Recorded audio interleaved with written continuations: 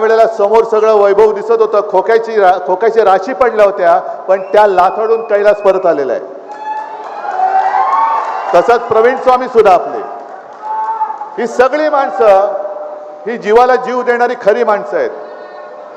कारण हे भाग्यात असावं लागतं, हे लाभण्यासाठी भाग्य असायला लागतं.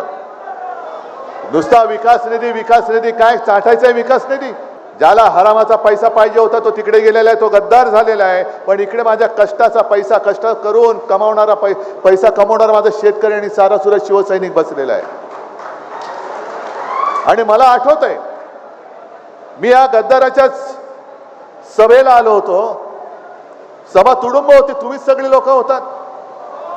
आणि सभा संपल्यानंतर एक साधा शेतकरी, कैलास तू होतास तेव्हा, प्रवीण स्वामी तुम्ही पण असाल,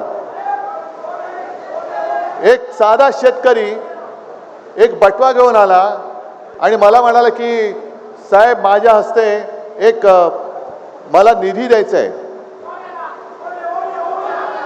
त्यालाच आता विचार करा, समोरनं पैशाचा पाऊस पडत होता, आता बाहेर पाऊस पडतोय, तसा पैशाचा पाऊस. शिवसेनेला हरवण्यासाठी यांच्याकडे माणसं नाही आहेत, पैसा अमाप आहे. जरा थांबा, नाही तर तुम्ही बोला नाही तर मी बोलतो. जरा थांबा जरा. पैशाचा पाऊस पडत असताना एक शेतकरी त्याच्या कष्टाचे काय पैसे असतील त्याच्यामध्ये ते पैसे त्याला देत होता. म्हणजे केवढं प्रेम होतं त्या एकेका पैशाला. यांच्या हजार कोटीची किंमत होती. शेतकऱ्याच्या कष्टाचा 1 रुपया म्हणजे गद्दारांच्या 1000 कोटीपेक्षा जास्त पैशाची किंमत त्या शेतकऱ्याच्या पैशाला आहे. आणि मग भाषण काय देत होता, माझा मोबाईल नंबर घ्या.